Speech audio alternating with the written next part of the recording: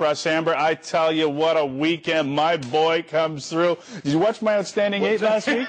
Did you see who my #1 fighter was? Who was my #1 fighter? Manny Pacquiao was your #1 fighter. Who was your #1 fighter? MArquez was not my #1 fighter. Right. It's a subjective list. I'm not going to get after you. It was only a favorite. It didn't mean anything. It just was who your favorite is. 100%. And you know, but it's hard to dispute the performance though on the weekend. I tell you, here you got Manny Pacquiao climbing into the ring with Ricky Hatton at 140 pounds. Hatton had never ever lost Indeed. before.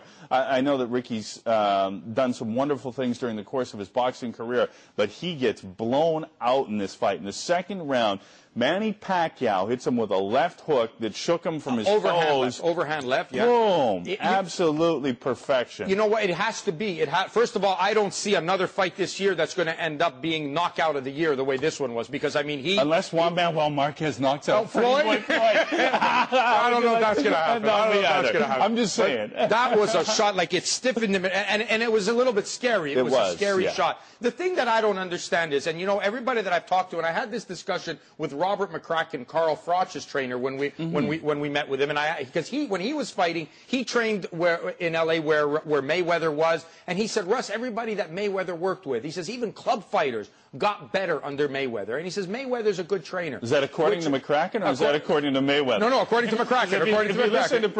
If you listen to Floyd Sr., I should say, he's the best. Yeah, he's the best. Right? Best of all or Roger. That's right. Now, I expected that if you have somebody, and I know if I have a fighter that's going in against a guy who's a murderous puncher, a sharpshooting, faster, murderous puncher, the last thing you want to do, Dutchie, is walk straight forward with your head first at this guy and offer up the target, especially when you're the bigger guy. You're the bigger guy. If anything, the advantage to you is to wear this guy out late in the fight. What are you doing trying to jump all over it and offer yourself up as a target to a sharpshooter like Pacquiao? And when Pacquiao saw this, Freddie Roach must have been sat in the corner saying, look, I thought they were going to do it, but I really didn't think they were going to just walk out with zero respect for my guy and walk in, and especially against a southpaw where the shots are coming from the other side. Bing, the hook. Bing. But you know what? Hits him with the hook in the first round, the hook in the first round, the hook in the first round, the right hook. In the second round, boom, it's the left hand, bang, and just stiffens him. I mean, that was has to be one of the most destructive shots that I have seen a fighter, a single punch knockout. And we're going to have to do an outstanding 8 of single punch knockouts. For sure, that makes the list. There's no doubt about that. Because the good news is Ricky Hatton's father said that his son is fine. Because I'm with you, it was a little bit scary because it was the way he got dropped, and we're happy to say that he is okay. And so now Manny moves on, but in typical Pretty Boy Floyd fashion, prior to the biggest fight of the year taking place, the thunder. Well, he tries to steal the thunder. He comes out and announces, you know what? After 16 months, 17 months, I'm coming back to claim what is rightfully mine. So not only is Pretty Boy Floyd returning, but who's he fighting? MArquez, Punchy's guy. But there's a caveat to that, because they are fighting at 143, 144 pounds. Give or take. You know yeah. Let's start with that first. The stupidity of boxing.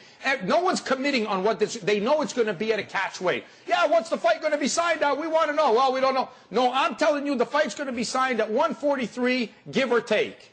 Give or take what? A pound. So that means you come in at 144. Yeah. So that means the fight's at 144. No, it's 143, give or take. What does that mean? What is that? Okay. So it's 144, which, you know what? I mean, I know that Mayweather, you know, has moved up to fight De La Hoya and fought at 154. But outside of that, he always seems to be taking on smaller guys. He fought Hatton at 47 when Hatton's a 140. Now he wants to fight Marquez at 144, where Marquez just moved into the 135-pound weight class. So, I mean, while I do credit him for taking on a name like Marquez, and I love Juan Manuel, and Juan Manuel is proving what heart is all about. So, yeah, you're the best. I'm going to step right up there with you. No problem. But he is decidedly the smaller guy in there. And but you never know. I thought Pacquiao was the smaller guy, too. I got to be honest with you. Floyd always drove me crazy because of his bravado. I like talking to him because he's thoroughly entertaining. He is. I like having him on the show. He's been on the show a couple of times, and I've always enjoyed our conversations because they are engaging. And his fights are exciting? His fights are exciting, and I got to be honest with you. I missed him. Now, having said that, he's back, and after he's already got you upset, huh? No, he hasn't got me upset, but he gets me going, and I guess that's a good thing because there is a response, whether it's negative or ever but he's there because he's talking about Juan Manuel saying, you know, he's a good small fighter, but I'm a great big fighter, you know? Yeah. And just he's kind of maneuvering him on the stage, he's turning him around, and he just looks a little disrespectful. A little disrespectful? The apple doesn't fall far from the tree, though, does it? Okay, let's get to it, because I know you got a burr in your saddle over this one, and it has to do with his father, Floyd Mayweather Sr., and the way that he had conducted and comported himself going into this fight, and not only the 24/7 program, but in radio and television interviews that he had done prior to this fight. He really showed a very little respect for Freddie Roach and made it personal at times, and that was bothersome to me. It's very bothersome, and it showed a lack of class. I almost did soapbox on this, but I didn't want to take away from the class and greatness that was Manny Pacquiao, so make sure you watch soapbox on the show, because I did want to talk about this, because I'm very upset at Mayweather, you know, who's a great trainer. I mean, in his own right, he is a great trainer, and I told you this earlier, I said this in the show. I had a chance to speak with Robert McCracken, who trains Carl Froch, and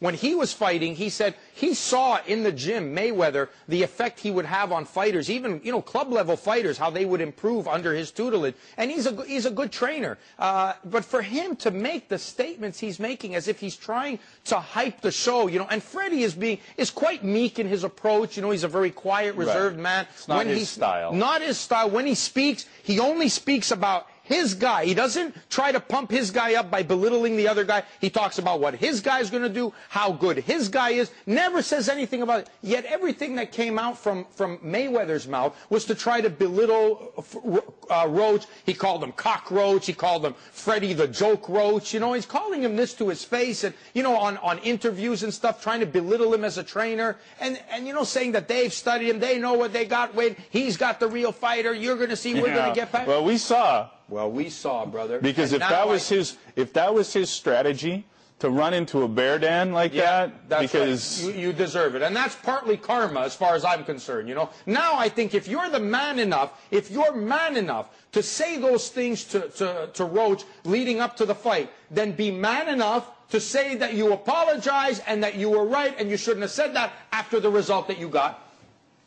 I'm with you on that one. No? Yeah, no, 100%, because sure. it was not close. And I don't know if Ricky Hatton, if that's all he had, because he is a pretty straightforward fighter, and maybe at this point he couldn't change. But what was he thinking attacking a guy like that? I mean, why would you do that? I mean, but I'll tell you what. You know, some people said, "Oh, the big fight, it only lasted 2 rounds." Hey, they were 2 great rounds. They were great rounds. Great rounds. That's gonna.